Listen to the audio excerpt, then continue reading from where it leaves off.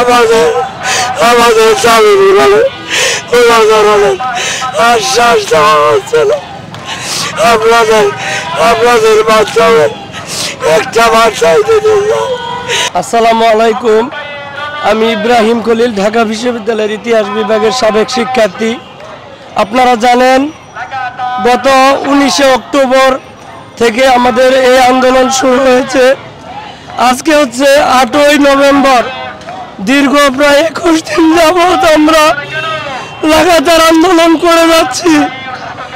আমাদের এর মাঝখানে আমরা বেশ কয়েকবার শাহবাগ হয়ে যমুনা যাওয়ার চেষ্টা করেছি, কিন্তু শাহবাগ থানা পুলিশ বারবার আমাদেরকে শাহবাগে ব্যারিকেড দিয়ে আটকে দিয়েছে, আমাদেরকে যমুনায় পৌঁছতে দেয় নাই।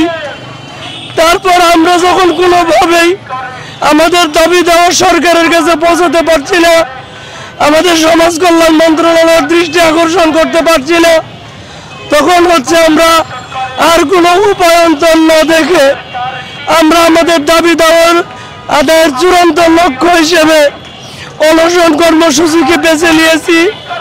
আমরা গত বুধবার রাত 11টা থেকে এখনো পর্যন্ত আমরা 5 জন ব্যক্তি বিভিন্ন কলেজ বিশ্ববিদ্যালয়ের টানা আমরণ অনশন কর্মসূচি চালিয়ে যাচ্ছি।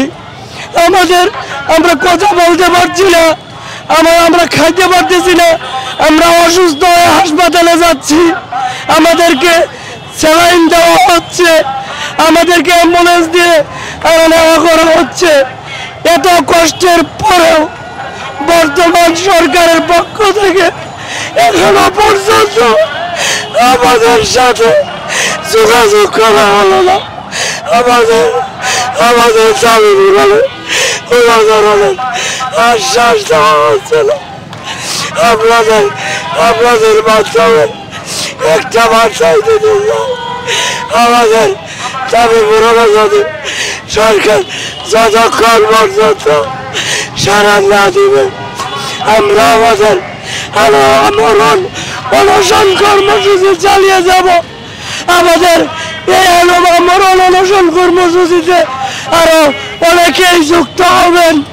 আমরা প্রত্যেকেই একটাই উদ্দেশ্য, আমাদের যে 5 দফা দাবি, এই দাবি যতক্ষণ পর্যন্ত পূরণ না করবে ততক্ষণ পর্যন্ত আমরা আমাদের দাবি আদায় প্রয়োজনে জীবন দিতে হলেও প্রস্তুত আছি। তারপরেও দাবি আদায় না করে রাজপথ ছাড়ব না। বাংলাদেশের সকল মানুষের প্রতি একটাই আহ্বান, সকল রাজনৈতিক দল, সামাজিক মাধ্যম, সুশীল সমাজ, শিক্ষক মন্ডলী সহ সবার প্রতি একটা অনুরোধ থাকলো, আমরা অসহায়, আমরা মানবতার জীবন যাপন করছি।